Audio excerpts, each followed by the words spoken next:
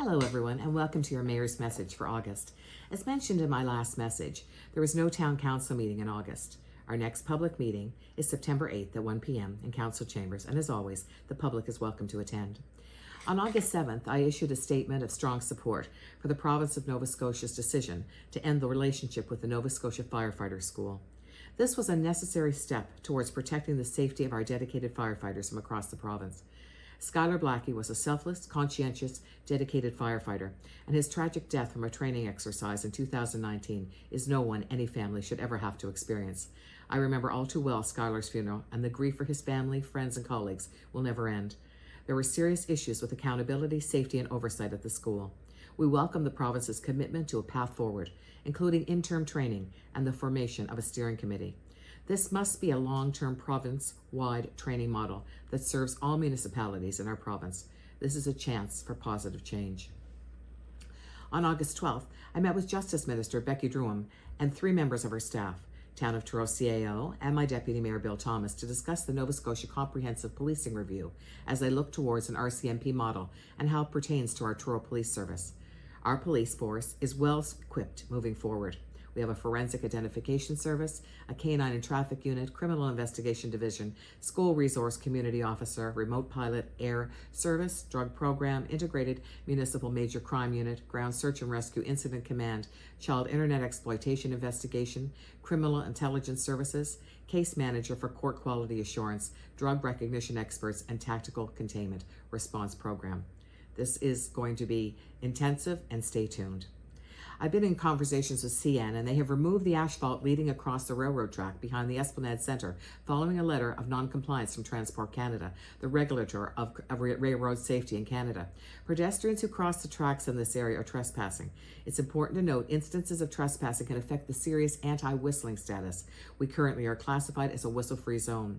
The asphalt existed to serve via passengers boarding and disembarking from the train, not to accommodate a railroad crossing for pedestrians. Sidewalk crossings are located at Yonge and Prince Street. This will cause inconvenience for pedestrians who have long used this crossing, but once the directive was given by Transport Canada, CN had to act immediately. The tunnel has been closed by the owners of the Esplanade Mall for over 2 years after complaints from tenants in the mall. August 1st began with the raising of the Emancipation Flag at Town Hall. I read and signed the proclamation. Congratulations to everyone involved in Apex. It was very successful and wonderful to see so many visiting from away to be part of this special event. Also, thank you to Deputy Mayor Bill Thomas for representing me at the powwow due to my overlapping schedule. All of us are filled with pride for the athletes who represented Nova Scotia at the Canada Games held in Newfoundland. Congratulations to all athletes. I brought greetings from the town to the opening of the Nova Scotia Provincial Exhibition on August 6th. The Acadian flag was raised at Town Hall on August 14th, with great events that followed.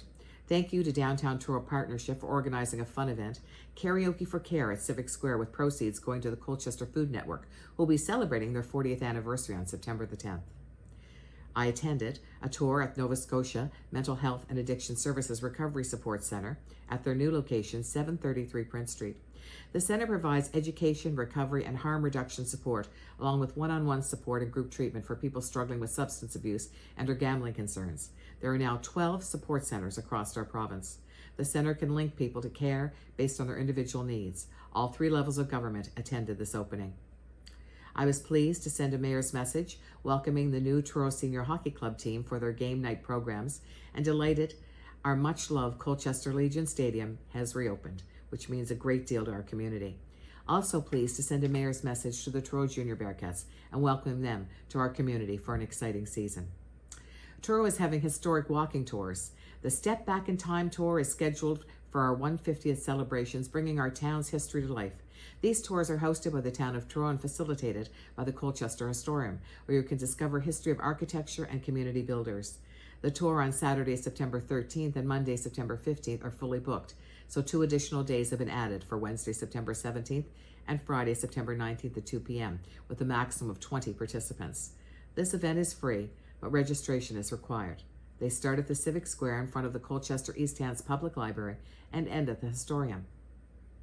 At the cemetery, you can explore stories from first settlers to historic events that tell tales called Tombstone Tales, outlining historic events, carvings, and curiosities being held Saturday, September 27th and Monday, September 29th at 2 p.m. with a maximum of 25 participants. It is free, but registration is required. Participants must be able to walk and stand for the duration and no dogs. There are no washrooms en route, and children under 12 must have parental supervision. Dress for the weather and wear comfortable shoes and bring water. The Highway of Heroes had their flyby on August 16th. Congratulations on the opening of Cody Rec Center at the Rotary House. Steps on Arthur, named after Lloyd Cody, who was 100 years young. Unfortunately, I was unable to be there due to conflicting schedule, but I understand it was a wonderful time. I attended a webinar on how municipalities can engage with health boards and support healthier communities across the province. This month, I was interviewed by Todd Vignette with 957 News Radio in Halifax about public transit. I was also interviewed by Elijah Paris on my role as mayor for his internet social media post, and met with Kevin Kennedy and Mitchell Bell from the Village of Bible Hill to discuss upcoming projects. The province's ban on trails due to the lack of rain continues. This is very concerning, and if you see someone not obeying the ban, please call Truro Police immediately. The safety of our community, our residents, and their homes is a priority.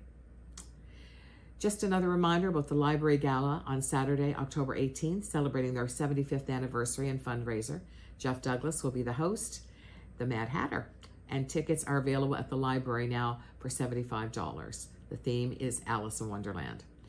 This summer, the Victoria Park team treated 340 plus eastern hemlock trees at the lower part of the park as part of the town's hemlock conservation program.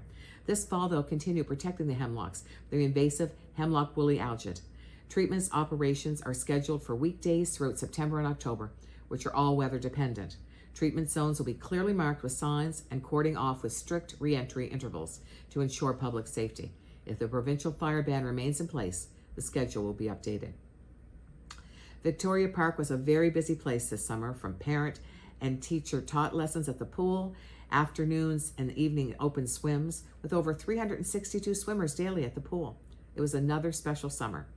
The summer students hosted free programs and events to the community all summer long, like the Craft Drop, Apex Basketball Tournament, Water Days, and Track and Field Day. The Trail Beautification Team are a great asset with trail maintenance and field prep, and the forestry students assisted the team and planted 180 trees throughout the town. Victoria Park Pool closes for the season on August 31st. Always a sad day. This month, I attended an orientation session with TC Pep's CEO David Phillips and his staff in my office, and excited by the great work they continue to provide to our business community, dealing with physician recruitment and their vision as we move forward.